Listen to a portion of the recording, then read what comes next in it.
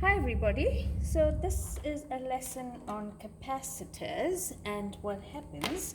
So I have here a couple of capacitors with me and I'm just going to show it close. So this is a polar capacitor, electrolytic one, so that has to be connected correctly so you can see the positive and the negative terminal. So the positive terminal of the capacitor, in order to charge it, needs to be connected to the positive terminal of the DC supply, and the negative terminal needs to be connected to the negative terminal. I also want to show you a couple of other things that information on the capacitor. Now if you look at it, if you see the 25 volts written there, so that's a safe working voltage of the capacitor. So if it exceeds this voltage, then the dielectric is going to break down. And also it gives you the capacitance of this capacitor, and I can see it's 4,700 microfarads. So there's this information written on the capacitor. So that's the capacitance and the safe working voltage. So in order to charge a capacitor, what you need to do is, the easiest way to charge a capacitor is to connect the ends of the capacitor to a DC supply. So this is a DC supply where I can change the voltage.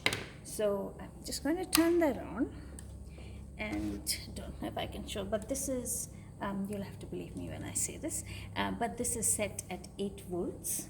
So I'm going to charge it to 8 volts. So this is the positive end, has to go to the positive terminal, okay, the black to the black, and the negative end to the negative terminal. And when I do this, the capacitor is going to get charged. So now I'm going to take that out. And then how do I know the capacitor has got charged? Because it's got energy, and I'm going to just put this across this lamp so it should discharge. And they give us barely a little flash of light to show you when it discharges. There's a current for a brief moment in time. Now I'm going to increase this voltage and make it 10 volts and see what happens. So initially the capacitor was charged to 8 volts. Now it's going to be charged to 10 volts. So let's leave it there for a little while, allow it to get charged, and then I'm going to pull that out and see what happens now. So it's a slightly brighter spark. And then I'm going to just raise it to 12 volts. So high voltage, red to the red, black to the black. Leave it for a while. It's going to get charged, and then you saw an even brighter light. Okay, now I'm going to take this other capacitor, which has got a different capacitance, and do the same thing. So you're comparing two capacitors. So this one, let's turn that down to about 10 volts. Okay, this is a non-polar capacitor, and it's 100,000 megafarads. Okay, so this is a big guy. All right, okay, so here we go. So which is the positive? That's the positive terminal.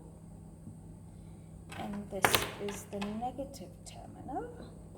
It's got a plus and minus written there, and that's how I know which is positive, which is negative. And then I'm going to connect the positive to the positive, the negative to the negative. Leave it there for a little while, allow it to get charged, pull this out, and then same thing here. See that happens? Bigger capacitance, it can store more charge, and you saw that flashing much brighter and for longer. Okay, so that's one thing. Then the other thing that I'm going to show you is what happens when you're actually charging a capacitor. So I'm just going to put that there, just get some more wires. So that's the negative end. Connect a crocodile clip. So I want to show you that when a capacitor is getting charged, so here,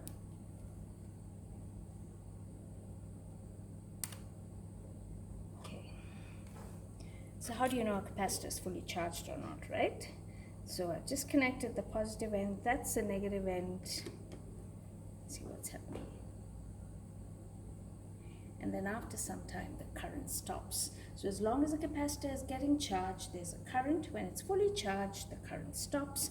There's a voltage across the capacitive plates, which is equal to the voltage. What happens when it discharges? So I pull this out of the battery, and I'm just going to connect these two, and there's a current in the opposite direction, so the capacitor has got discharged now. Okay, so just a few little experiments about the capacitor, and I hope that helped. So bye for now.